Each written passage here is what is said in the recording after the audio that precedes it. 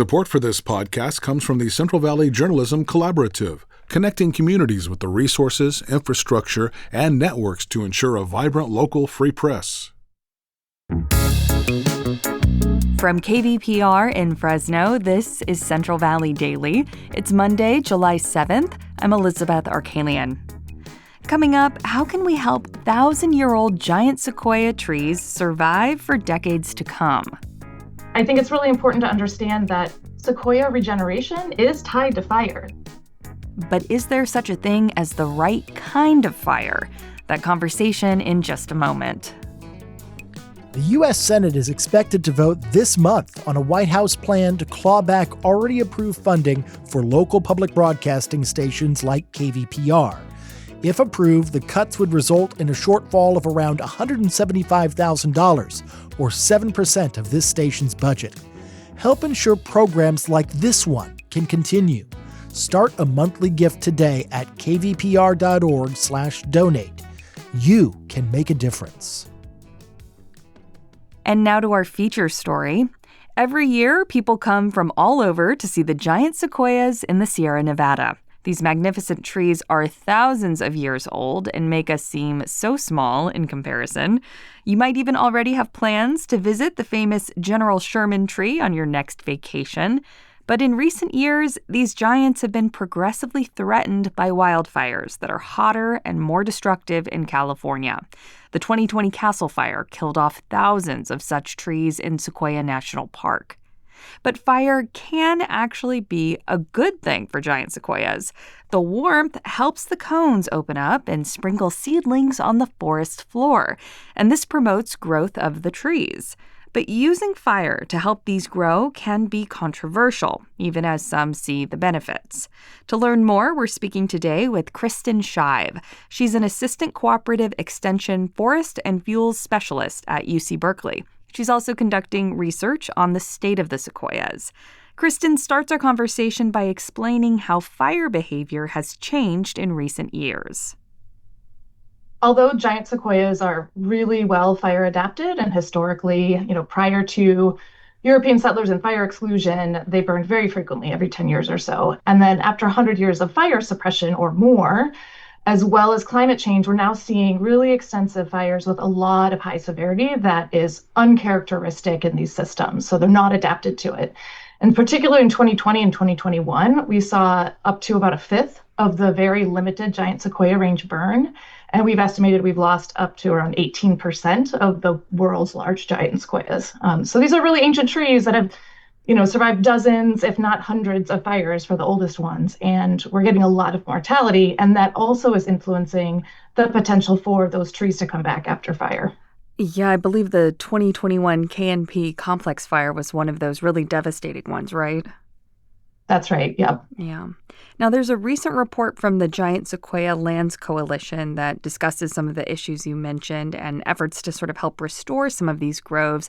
Tell us more about projects underway right now to help restore the giant sequoia population. Yeah, so there are projects across ownerships. So that includes Giant Sequoia National Monument, Save the Redwoods League, and Sequoia and Kings Canyon National Parks. And I'm most familiar with the latter, the Sequoia Kings Canyon, because I've partnered with them to help do the monitoring of their planting efforts. And so what they're doing is they're going out to plant areas of high severity where all the mature trees are killed, where regeneration is really lacking. And I think it's really important to understand that sequoia regeneration is tied to fire. They are what we call semi-serotinous, and serotinous just means that their cones are cued to open when fire comes through. And so, in the past, we thought like having little pockets of high intensity was actually good because it opened up the canopy and let more light in. It reduced the litter on the forest floor, and it caused all those seeds to sort of, be released.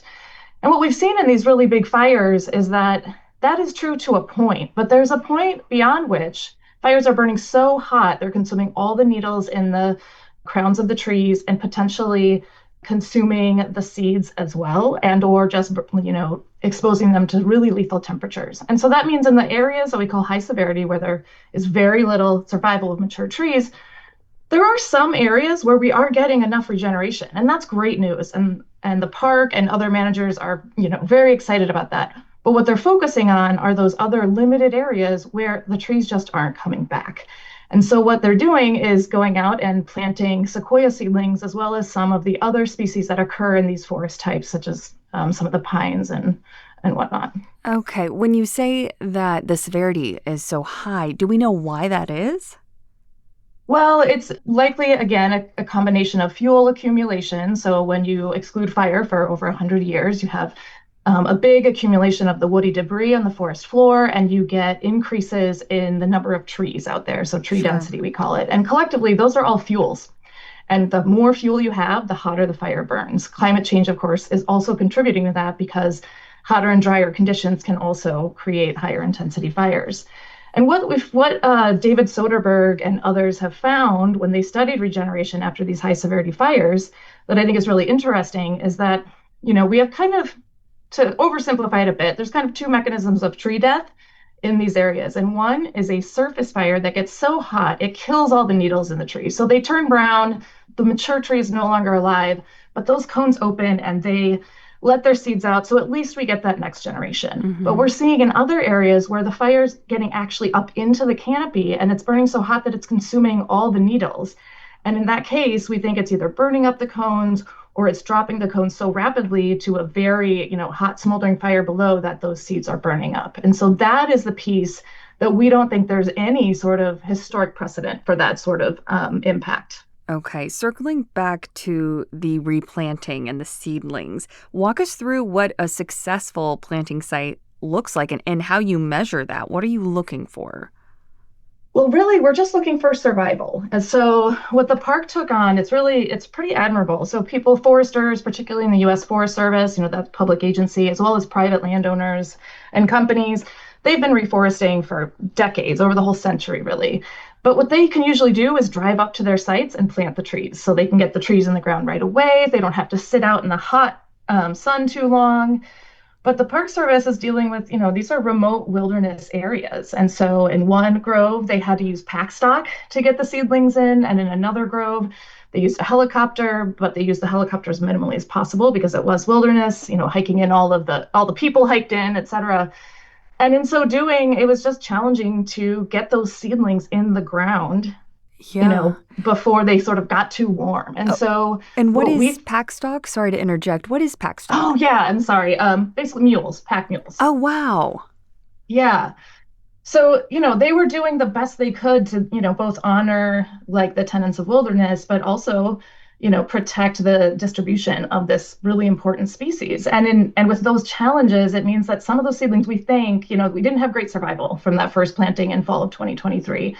What we do, I should have said this, myself and my team, we have field crews that go out and we measure their growth, and we also just document which ones have lived and died, right?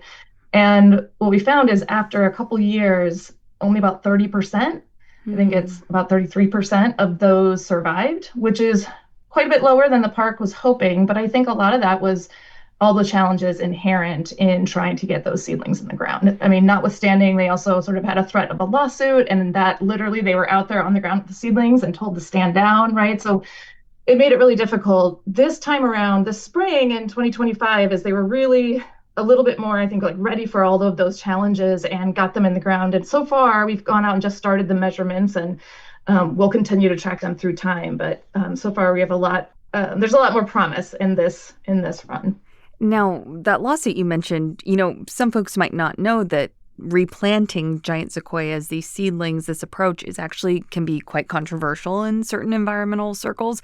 Was that the case for the lawsuit? Yeah, it was. And I think part of the issue was that some people don't believe we should be doing any active management in wilderness. And I think that is sort of a value-based judgment, and there are different interpretations of how you should be implementing the Wilderness Act and what untrammeling the wilderness means, trammeling the wilderness. So that's one thing. And then there are other folks that I think just sort of oppose active management and have done some science to say, hey, there's tons of regeneration out there. I've seen, and that work has been contested. And again, we say, yeah, there definitely is tons of regeneration in some areas. But what the park is focusing on, and I think rightfully so, are those areas where we're having really, really low regeneration of these ancient trees. So summertime's a really popular time to visit the parks and forests in the Sierra. It sounds like a lot of this work is being done in remote areas, but is this anything that visitors might notice if they were to go to Sequoia Kings Canyon, let's say, this summer?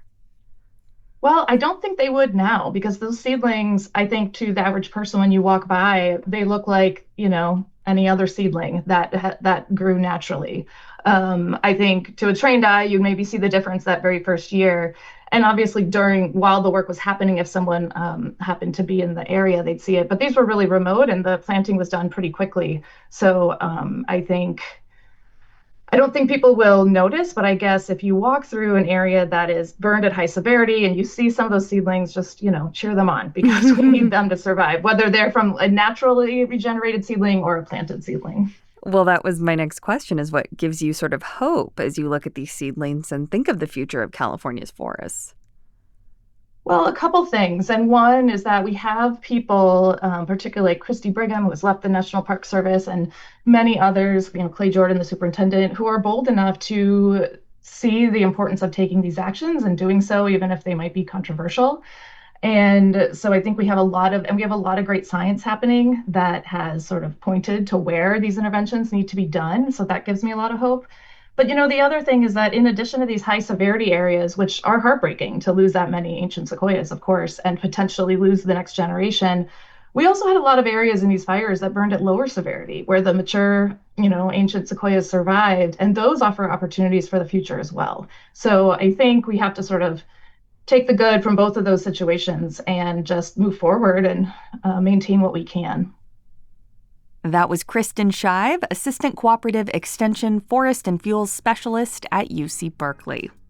If you'd like to hear more about the Wilderness Act and the debate around human intervention in our forests, you can listen to our September 19th episode. We spoke with Marissa Ortega-Welch about her podcast, How Wild. In it, she explores what it means to leave nature untrammeled in today's climate. And that is today's show. Today's episode was produced by Samantha Rangel, Jonathan Linden, and KVPR, with support from the Central Valley Journalism Collaborative. I'm Elizabeth Arkalian. You can find the latest local news anytime at kvpr.org.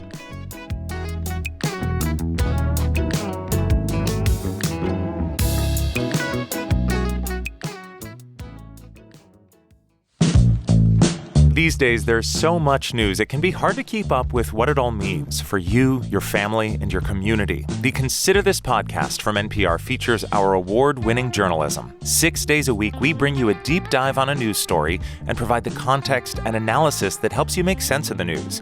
We get behind the headlines. We get to the truth.